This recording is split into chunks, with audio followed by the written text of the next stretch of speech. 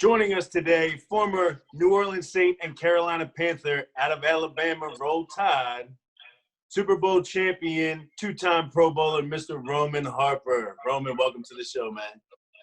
Meehan, what's good, bro? Bush, what's good, boss? Thank you guys for having me. Appreciate you coming on for us, man. Appreciate you coming on. You retired. I don't know if you officially retired, but you stopped playing in 2016. Tell us about what life's been like since then, and tell us what quarantine life is like with 3 kids in the house. Yeah, I'm the 4th kid, but yeah, man, it's I am officially retired. I don't even know. It's not like I had like a big meeting or anything like that. I just like, yeah, I'm If done. you don't put it on social media, it don't count, bro. Bro, I mean, I'm done. Like, what else? I wanted to be like, I was inspired by Colston, you know what I mean, who just like faded to black and just went away.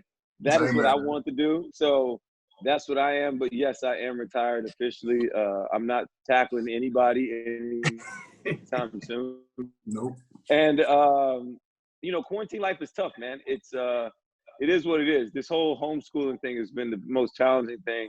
Being around your kids 24/7, like you love your kids, but like, man, like it's really hard to love people when you're with them like all the time. With no break. Like social distancing is real. Like you can't just like, oh babe, you know, when I went to pick up the food, like have like 2 or 3 beers while you're at the bar waiting on your food. Like it's none of that anymore. So all the things that I was used to doing, I don't get to do that anymore. So it's just tough. It's tough. It really is. That's understandable. Yeah, it's definitely a lot of similarities between quarantine life and retired life. But we're gonna get into the Carolina Panthers a little bit. Matt Rule's the new head coach. One of his first orders of business, he went and picks up Joe Brady from LSU as a new offensive coordinator, and Joe Brady goes and gets Teddy Bridgewater from New Orleans. You follow both teams, obviously. You do a little bit of TV on each for each city. Why is Teddy Bridgewater a good pick, or was it a good signing for the Carolina Panthers? Well, number one, he's healthy, and that was the biggest concern for Cam Newton. That was the first thing. And number two, he has a very unique relationship, I think, with Joe Brady. I think Joe Brady signed off on it, and when they saw that they could get Teddy Bridgewater, they thought his cap number and what he was going to get in free agency was going to be much, much higher than what they were able to pay him. So when they saw that, with the mixture of Teddy Bridgewater being the good quarterback that he is, the great leader, and you can no person thing about taking in a new regime, changing the whole aspect of what we're trying to build here in Carolina. I think once you sell those things, you put them together, Teddy Bridgewater's their guy, and they're ready to move on forward. And I don't think it's all about winning the next 2 years. Of course, it's about winning, but the number or amount of wins, I don't think they're as focused on that as they are focused on the process of making themselves or building themselves to a winning program consistently. Mm-hmm. I agree with that. Now, the Panthers did sign. Thank you, Meehan. There you go. Thank you. That's a very good point you made there, Roman. I have nothing else.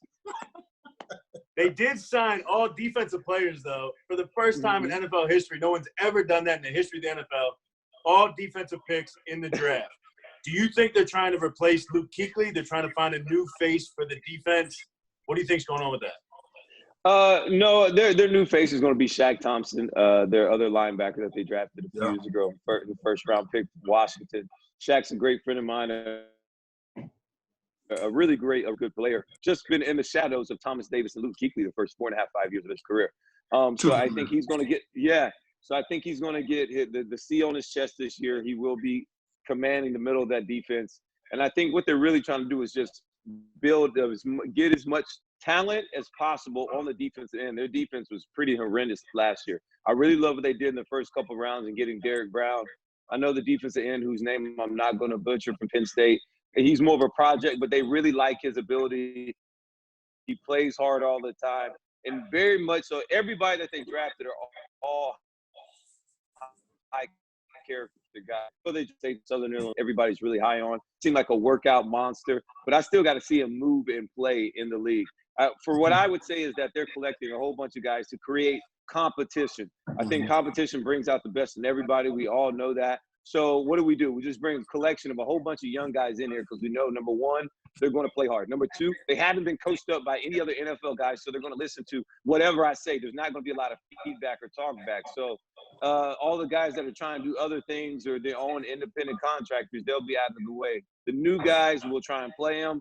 And like I said earlier, because they're going to make a lot of mistakes because they're rookies, it doesn't matter about the winning as much right now. We're focusing on, so by their second or third year in the league, they played a lot of snaps and a lot of reps, and now they're going to be ready to go once Drew Brees and Tom Brady have retired out of vision. I think long-term, that is where they're focused at. I agree again. Speaking of the NFL draft, it was a virtual draft this year. We saw a lot of things. We were in a lot of people's homes that we usually weren't in. What did you think about the whole aspect of it all? You know what? I actually really enjoyed it because you got to see the raw emotion of these players, and it actually took me back to when I got my name called, what I was doing, how I felt emotionally. I wasn't crying or anything like that, but, man, I was so happy and just so relieved that I got my name called. I didn't have to wait that long as some of these people did over the weekend, or Bushrod did either. So it was good, though. If you went to Alabama instead of Towson, you might have got that name called. Everybody's journey is different. Everybody's journey is different. But to me, I really enjoyed that part of it. But in all actuality, the best part of the whole draft process is, to me, or the draft part, was the girlfriends. Oh my God, yes. The girlfriends all trying to steal the show, thinking that I understand, like, oh, I know you've been with this guy, probably doing who knows what, all right, for all these years or months, all right, and now we got drafted, and it's time for us to celebrate. But when my wife is over here making fun of these girls and like, why is she dressed up like that? It's not like they go into a club. Right. So that was one thing. And then, like, stop trying to be all in the camera. All right. It was, to me, the girlfriends was the best thing I saw all weekend. Comedy. You didn't know what you were going to see. CeeDee Lamb already, like, displayed his hands for us. And you know where Big Dog got his blocking ability from. I'm gonna help your girl up like this. They got it. Hey, I'm cool with the NFL draft doing that every single year. I thought it was smooth. Yeah. I will also say this, Bushrod. Deion Sanders, I saw someone on his Instagram talking to his kids, which I think everybody should do this, is make sure you do a dress rehearsal before you just get drafted. Like, hey, look, this who's going to be sitting here. You're going to be sitting here. Girlfriends, you get like 2 seconds hug. Don't be kissing and going on. Like, not everybody needs all that. Like, I think if you talk about it and not just let the moment hit you, I think it'd be much, much smoother. I think a lot of people are going to learn from the girlfriends this year. That's some good advice. Definitely for next. I really hope they do it again next year. But you're right. They'll probably send out, Goodell and the boys will probably send out a memo of, hey, this is the proper draft etiquette. You know what I'm saying? Yes. Yeah. While we're still, because that's all people are talking about. That's all people are talking about is what the girlfriends are doing. Not always about the players' reactions, but more about the girlfriend reaction. It was awesome.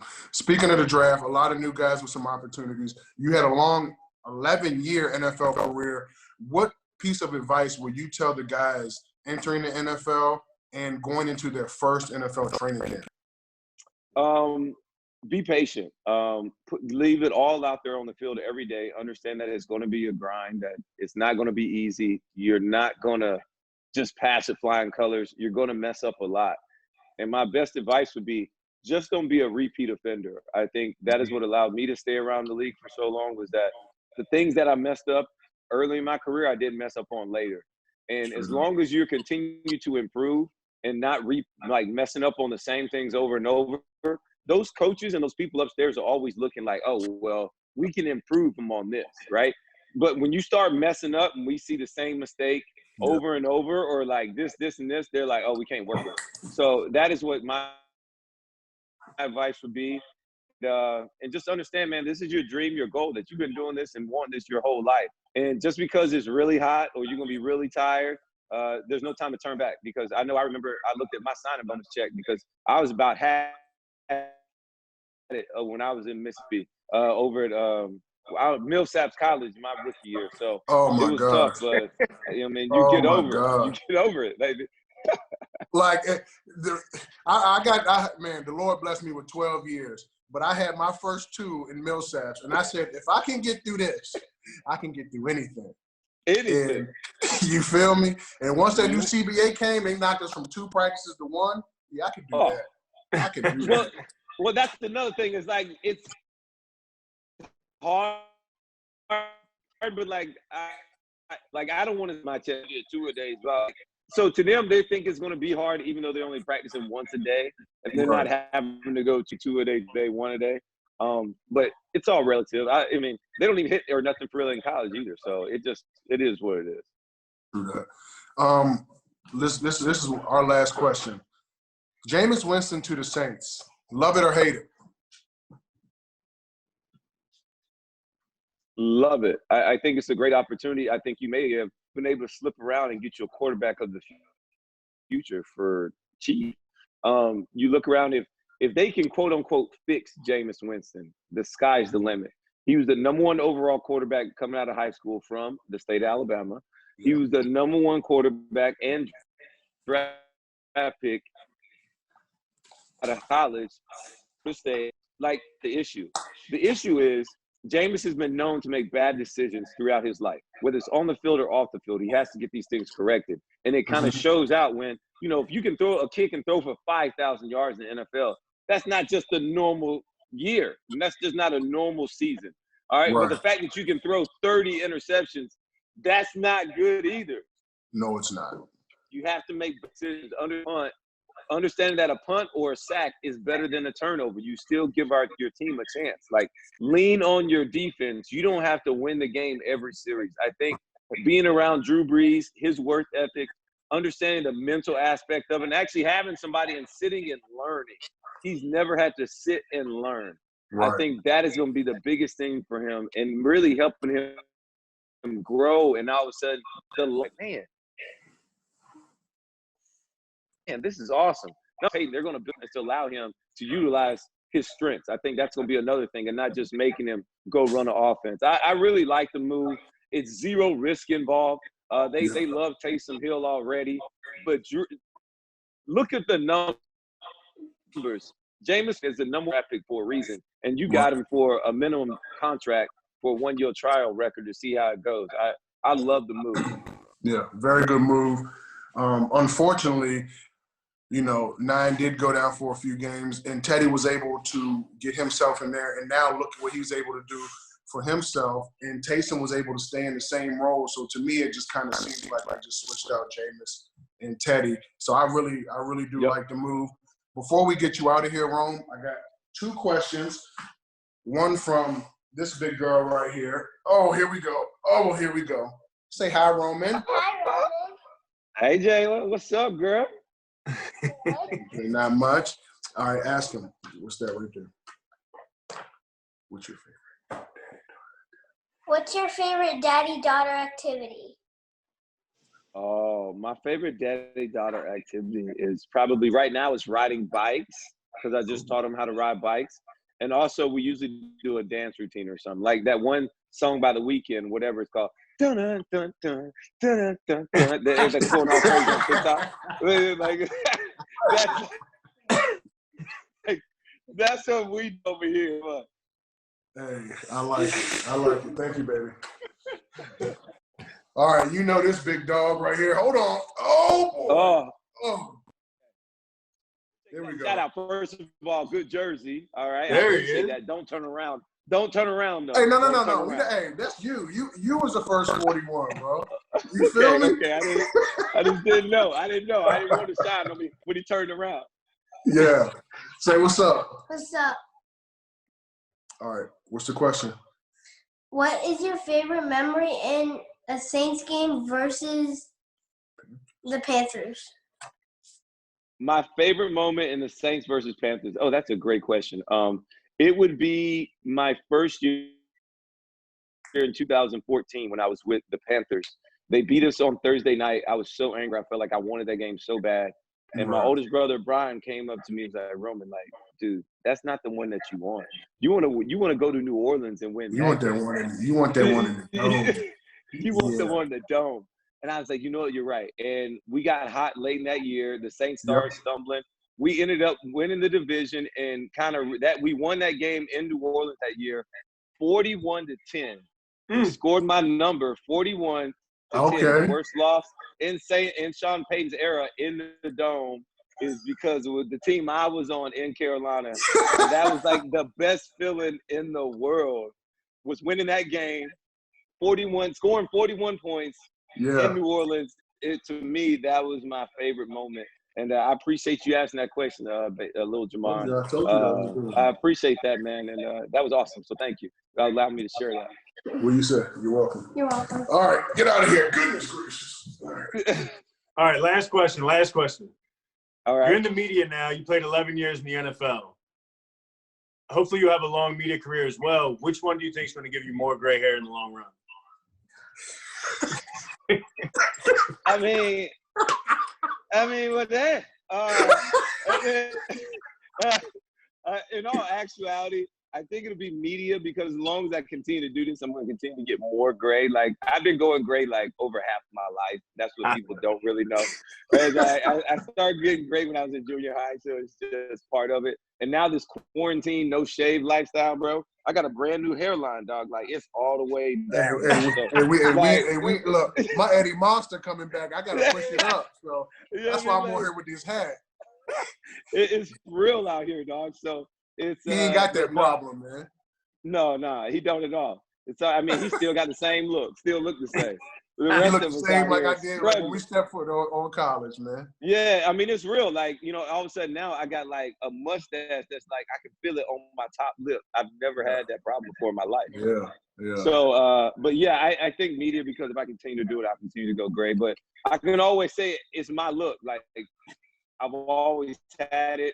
As long as any people recognize me because of it, and I can't just show up with black hair one day. They'll be like, hold on. No. Oh, you acting brand new, huh? Oh. You got a little money, you acting brand new. We better not see you with no Just for Men with some black. Yeah. Let me tell you, the funniest story is this, though. All right, so that's another reason why I never dyed it when I got to the league. I couldn't dye it because, like, everybody I've known since I've grown up, they always known me to have gray hair. So, like, I can't, like, dye it now. So my rookie year, I'm in the meeting, and we had two old heads, and his name was Jay Bellamy and Jason Kraft. And they were like, dude, that's the rookie that we drafted, like the second-round pick. And was like, what? Did he like go to the Army or something? Did he serve, or like did he go on a mission? Like, that brother look old. It's like, bro, I'm like 22. Like, it's just what me, it is, bro. dog. This is me. It's just me, dog. It's just me, dog. Yeah, it's funny, but that was my life. That's awesome.